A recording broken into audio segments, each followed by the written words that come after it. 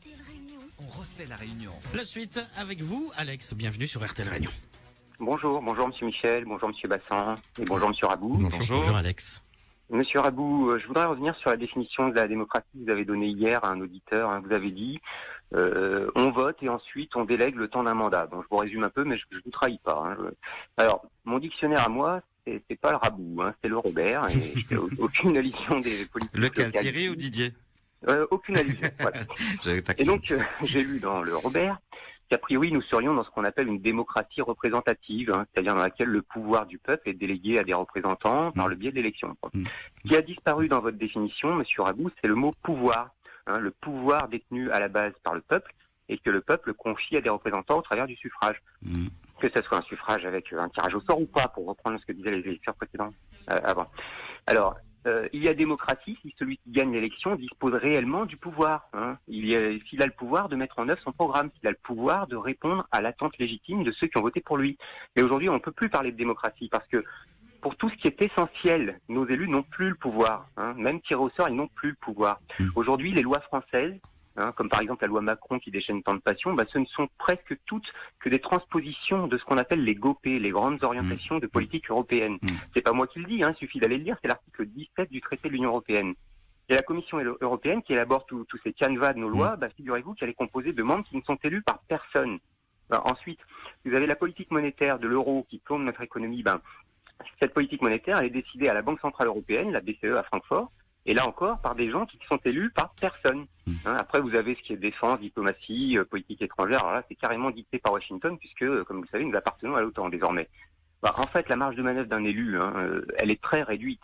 Et c'est d'ailleurs ce que ressent beaucoup de monde. Voter à droite, à gauche ou sur une liste tirée au sort, au fond, ça change pas grand-chose. C'est une grande hypocrisie, cette affaire-là, de la démocratie, le pouvoir au peuple, au pouvoir aux élus. C'est une hypocrisie. Alors c'est une illusion, c'est un peu de la poudre aux yeux. À part quelques lois sociétales, ça reste l'Europe qui décide de l'essentiel et on obtient toujours le même résultat. Vous savez, il y a une écrivaine américaine, une certaine Rita Malbrown, qui a écrit « La folie consiste à faire encore et encore la même chose et à en attendre des résultats différents ». Moi je crois que ça s'applique assez bien aux électeurs qui continuent de voter toujours de la même façon, à droite, à gauche, d'un extrême à l'autre, et qui s'étonnent d'obtenir toujours le même résultat. Il est temps de changer de vote. Mais alors pourquoi le vote, Monsieur Rabou, vous disiez on vote. Pourquoi le vote Étant donné que ceux qui décident vraiment sont des personnes non élues, étant donné que nous sommes dans une espèce de dictature européiste, pourquoi avoir maintenu cette antiquité qu'est le vote Il y a ce roman célèbre, Le meilleur des mondes, là, dans lequel l'auteur Huxley nous donne un petit indice. La dictature parfaite serait une dictature qui aurait les apparences de la démocratie. Les élections, c'est le folklore, surtout à La Réunion. Et c'est là pour donner une illusion de démocratie. Vous disiez hier, Monsieur Rabou, que chacun est libre de se présenter à une élection. Bof. En réalité, d'un côté, il y a les gros candidats, ceux qui vont gagner pour la simple raison que c'est ce que veut le système en place. Donc, ils bénéficient d'un grand soutien financier et médiatique. Ils apparaissent dans des sondages 1 an avant l'élection, alors même qu'ils n'ont pas de programme, ils sont même pas candidats. Et puis de l'autre côté, vous avez les candidats qui sont pas encore connus au sens médiatique. Ceux-là, ils sont pas logés à la même enseigne. C'est moins qu'on puisse dire. On restreint leur temps de parole, ils sont quasiment absents des grands médias. Parce que le CSA estime qu'ils ne sont pas représentatifs de l'opinion. C'est une curieuse conception du jeu démocratique. Ce qui est encore peu connu, le CSA empêche de le faire connaître. Tout est fait pour que rien ne change, en fait.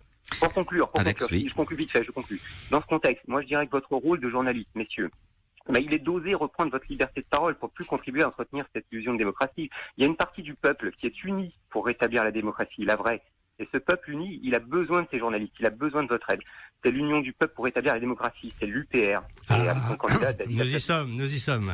Merci Alex de votre intervention sur RTL Réunion. Vous avez été interpellé, Jean-Louis Rabou, vous avez quelques minutes pour répondre. Non, quelques secondes. Si je voulais récupérer les propos d'Alex, je dirais vivement les États-Unis d'Europe.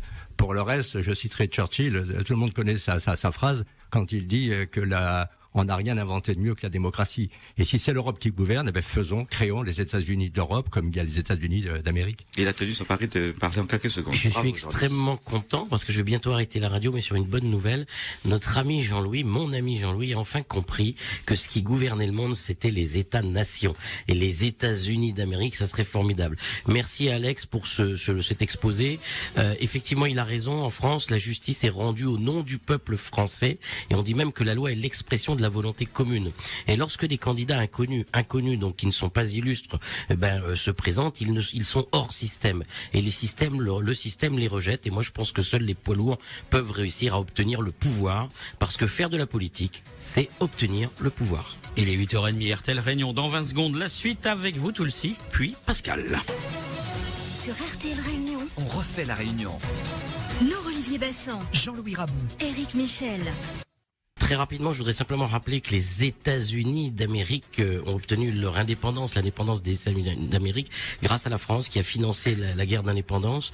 Et je trouve que tout à l'heure, ce que notre ami Jean-Louis a proposé est extrêmement intelligent. C'est effectivement une Europe unis des États, ou les États-Unis d'Europe, dans des États-nations. Et là, le peuple sera réellement respecté. Et puis, on aura moins de migrants qui viendront chez nous. Ça sera mieux. Bonne journée à toutes et à tous. Jean-Louis Rabou. Je suis surpris par la remarque de nous, Olivier. Je pensais à Alex, parce qu'Alex, je pense que lui, son projet, c'est de sortir de l'Europe. Alors que moi, je pense, et apparemment, nous, Olivier adhère, c'est renforcer l'Europe, mais une Europe à l'américaine, c'est-à-dire, en effet, les États restent ce qu'ils sont. La seule chose, c'est qu'on peut imaginer un gouvernement européen, donc une élection démocratique. On élirait un président de l'Europe, on élirait peut-être les membres d'un gouvernement européen. Merci à tous. Rendez-vous demain. Merci à vous, messieurs. Dans 5 minutes, prochain rendez-vous info, prochain journal avec la rédaction d'RTL Paris. Nous, Olivier Bassan, Jean-Louis Rabou, Éric Michel, on refait la réunion. RTL Réunion. on refait la réunion. Alors, sauf erreur technique, nous avons récupéré Alex. Rebonjour, Alex. Oui, rebonjour et merci beaucoup de votre indulgence. Il n'y a pas de souci. Allez en paix, mon fils. Bien, alors moi je vous disais qu'il y a un article, l'article 48 du traité de l'Union européenne qu'il suffit de lire. Et il est écrit dedans que les traités actuels ne se modifient qu'à l'unanimité des États membres. Nous sommes 28 États avec des intérêts totalement divergents. Donc on ne changera jamais une virgule de nos traités. On ne changera jamais l'Europe. Tous les partis politiques qui disent on va changer l'Europe, d'une part ils admettent que ça fonctionne pas bien en ce moment, et d'autre part, ils vous mentent, parce que c'est impossible de changer. Donc les États-Unis d'Europe que vous proposiez hier, je suis désolé, ça n'arrivera jamais, parce qu'il y a des pays qui n'en voudront jamais. Et voilà, donc par exemple, imaginez des Grecs avec un président allemand, pour reprendre l'histoire récente. Je ne vais pas vous faire d'autres exemples, mais on pourrait en trouver plein. La réalité, c'est qu'il y a une amitié des peuples européens, mais qu'il n'y a pas un peuple européen. Ça n'a rien à voir avec les États-Unis d'Amérique que vous citiez en comparaison. Les États-Unis d'Amérique, ils sont construits sur une langue commune, sur une histoire commune. C'est des Anglais qui ont chassé des Français et des Espagnols du territoire là-bas, et ils ont une constitution commune dès le départ. C'est pas du tout notre cas. Quel est l'intérêt alors d'appartenir à l'Europe ? Alors déjà, j'aime bien qu'on distingue Europe et Union européenne. La France est sur le continent européen. Elle a des liens économiques et d'amitié avec les peuples voisins, et c'est normal, et il faut continuer de les développer. Mais la construction européenne n'est pas quelque chose qui s'est fait avec le consentement des Français, pour citer que le peuple qui m'intéresse. Quand vous parlez de construction de l'Union européenne, c'est la construction économique, surtout. Aujourd'hui, ça n'est plus seulement une construction européenne. La construction européenne, c'est une construction qui vise à avoir un ensemble de régions, des euro-régions, faire disparaître les nations, avoir un gouvernement plus ou moins commun, des décisions qui intéressent l'oligarchie financière et industrielle, mais pas du tout les peuples. Aujourd'hui, les peuples, je crois que dans l'Union européenne entière, les peuples sont mécontents de ce qui nous arrive. On a oublié les peuples dans cette construction européenne. Vous êtes d'accord ou pas, Jean-Louis Rabou ? J'ai pas la réponse, très franchement. Je pense que l'Europe, c'est une construction. C'est vrai que l'Union européenne n'est pas terminée. C'est une construction, mais c'est une construction qui a un intérêt, à mon sens, pour les peuples, pour le bien vivre des peuples, et aussi qui a un intérêt économique. L'Europe est puissante quand elle est Europe. Je veux dire, la France n'est forte que grâce à l'Europe. C'est pas vrai. Non. Comme les États-Unis ne sont grands que par leur taille, que la Chine n'est grande que par sa taille, que l'Inde n'est grande ou ne sera grande que par sa taille, que le Brésil est grand aussi par sa taille. Je veux dire, la France, pourquoi pas la Suisse ou le Portugal, ne seront jamais grands par eux-mêmes. Alex ? Oui. Non, je suis pas du tout d'accord. La France est grande par elle-même, elle l'était avant. 550 000 km², il n'y a que De Gaulle qui la voyait très grande. Mais non, mais vous avez certains pays d'Asie qui sont très puissants et qui n'ont pas besoin de s'unir. Il faut arrêter ces choses-là. la France fonctionnait très bien avant. Aujourd'hui, la zone euro, c'est la zone de PIB de PIB le plus faible du monde après l'Iran. Vous voyez, donc il faut arrêter. La zone euro se porte très très mal. Les pays de l'Union européenne qui sont pas entrés dans l'euro sont ceux qui se portent le mieux dans l'Union européenne. Et sur le continent européen, les États qui ne sont pas dans l'Union européenne se portent encore mieux. Vous voyez, donc aujourd'hui, il n'y a aucun chiffre favorable pour dire qu'on a bien fait de faire ça. Et le remède que les européistes proposent et que vous proposez, vous, à l'antenne, c'est de dire il en faut encore plus pour que ça marche. Il faut arrêter un moment. Commentaire de Nourli Bassan. Oui, ça pose une grande question importante, Alex. Je suis pas d'accord avec l'ensemble de ses propos, mais chacun a les siens, puis il a le mérite de les défendre avec force, et puis surtout avec des arguments qui tiennent la route et qui sont sérieux, Alex. Le premier point, le Japon, c'est un tout petit pays, et c'est une très grande puissance mondiale. Faut le connaître et le reconnaître, ça n'est pourtant pas un immense continent. Ensuite, le deuxième point, qu'est-ce qui fait la grandeur d'un pays? La grandeur d'un pays, on la mesure à quoi? Pas forcément à son nombre d'habitants, pas forcément à ce genre d'éléments. C'est surtout principalement, est-ce qu'il y a une paix sociale dans le pays? Premier point. Deuxième point, quelle est la santé économique de ce pays? Est-ce que ce pays est d'abord capable de s'occuper de tous ses ressortissants, sans exclusive? La France a quelque chose d'assez magique que les autres pays du monde n'ont pas. Quand on parle de grandeur, ce qui fait la grandeur de la France, c'est cette manière de fonctionner. Il y a évidemment de grands écrivains, mais c'est surtout la France, c'est une grande démocratie qui a des origines qui sont très fortes et qui s'occupe de tous les siens. On a souvent apporté un message au monde. Celui qu'on apporte en ce moment sur les migrants n'est pas le meilleur. Une conclusion, Alex. Non, je suis entièrement d'accord avec ce que vient de dire M. Bastan. La France a un rôle d'exemplarité assez universel dans l'histoire du monde, et du monde occidental, on va dire. Et pas que.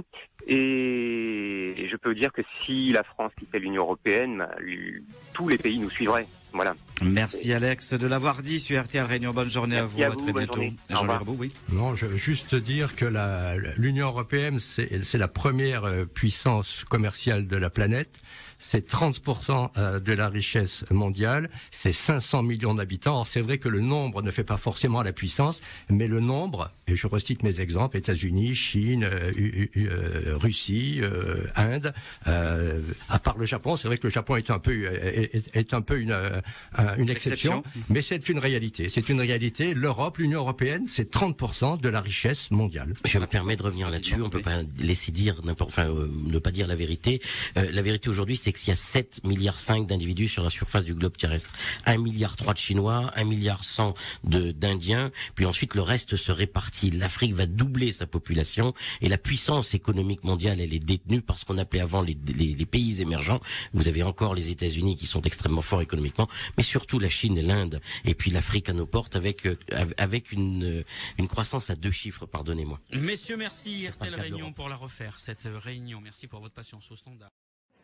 Alors, à ce congrès de la paix du 21 août 1849, voilà ce que nous dit Victor Hugo. Un jour viendra où vous, France, vous, Russie, vous, Italie, vous, Angleterre, vous, Allemagne, vous, toutes nations du continent, sans perdre vos qualités distinctes et votre glorieuse individualité, vous vous fondrez étroitement dans une unité supérieure et vous constituerez la fraternité européenne. C'est la citation tronquée, avec des morceaux enlevés, qu'avait faite Raffarin à l'Assemblée nationale, vous l'avez vu il y a un instant. Absolument comme la Normandie, la Bretagne, la Bourgogne, la Lorraine, l'Alsace se sont fondus dans la France. Un jour viendra où il n'y aura plus d'autres champs de bataille que les marchés s'ouvrant au commerce et les esprits s'ouvrant aux idées. Un jour viendra où l'on verra ces deux groupes immenses, les États-Unis d'Amérique et les États-Unis d'Europe, placés en face l'un de l'autre, se tendant la main par-dessus les mers, échangeant leurs produits, leur commerce, leur industrie, leurs arts, leur génie, défrichant le globe, colonisant les déserts, améliorant la création sous le regard du Créateur avec un grand C, donc sous le regard de Dieu, et combinant ensemble pour un peu en tirer le bien-être de tous ces deux forces infinies, la fraternité des hommes et la puissance de Dieu. Et Victor Hugo continue en disant « Supposez que les peuples d'Europe, au lieu de se défier les uns des autres, de se jalouser, de se haïr, se fussent aimés, supposez qu'ils se fussent dit qu'avant même d'être français ou anglais ou allemand ou on est homme et que si les nations sont des patries, l'humanité est une famille, savez-vous ce qui serait arrivé? La face du monde serait changée. Les isthmes seraient coupés, les fleuves creusés, les montagnes percées, les chemins de fer couvriraient les 2 continents, la marine marchande aurait centuplé et il n'y aurait nulle part ni lande, ni jachère, ni marais. On bâtirait des villes là où il n'y a encore que des solitudes. On creuserait des ports là où il n'y a encore que des écueils. L'Asie serait rendue à la civilisation. L'Afrique serait rendue à l'homme. Ça veut donc dire qu'en Asie, il n'y a pas de civilisation. Ce sont des barbares. Et quant à l'Afrique, ça veut dire qu'il n'y a pas d'hommes dedans. Ce sont des singes. La richesse jaillirait de toutes parts, de toutes les veines du globe, sous le travail des hommes, et la misère s'évanouirait. Et savez-vous ce qui s'évanouirait avec la misère, dit Victor Hugo? Les révolutions. Oui, la face du monde serait changée. Au lieu de se déchirer entre soi, on se répandrait pacifiquement sur l'univers. Au lieu de faire des révolutions, on ferait des colonies. Au lieu d'apporter la barbarie à la civilisation, on apporterait la civilisation à la barbarie. C'est le discours de George W. Bush.